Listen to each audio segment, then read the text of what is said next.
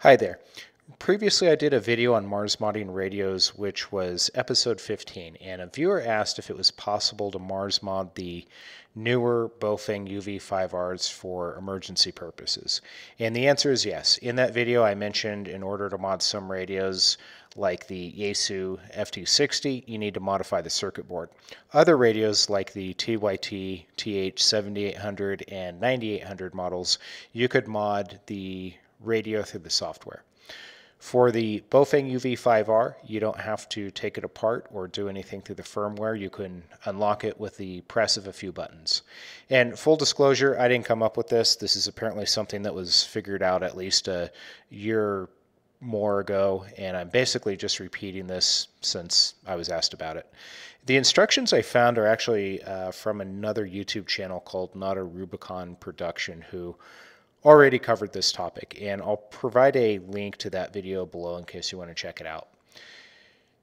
When researching how to do this, I also ran into a couple of comments in Reddit forums where someone posted that the instructions from that Not a Rubicon video didn't work on some of the UV-5Rs. So although I'm not discovering this process, what I can do is take this process and try to reproduce it on a couple of newer radios to confirm that it still works. Okay, I'm going to try and reproduce this process on a couple of newer Baofeng UV-5Rs that I have here.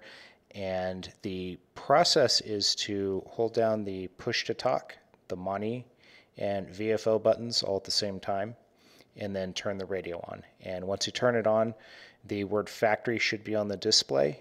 The radio will reset, and then that's all there is to it. The radio would be unlocked at that point. So I'll try it on this one, and then I have another one that's fresh out of the box. My understanding is once you do this, you don't have to reinstall the code plug. It doesn't wipe it out or anything like that, like it does, in other Mars mods where, like, if you had an FT60 and you took that apart and then modified the circuit board and then put it back together, once you turn it on, I believe it does wipe out your code plug and then you have to reinstall it. But that's not the case here. So push to talk, MONI, VFO, and I'll turn on the power. And I do see the factory text on the display, and it looks like that worked. And we'll try this one that's in the box.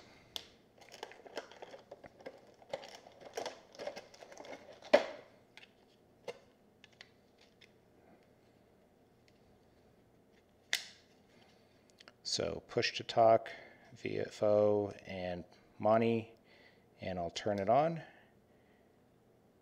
And I see the factories on the display. It looks like it's also resetting, and that's all there is to it. It looks like that process was reproducible on both of these newer UV-5Rs.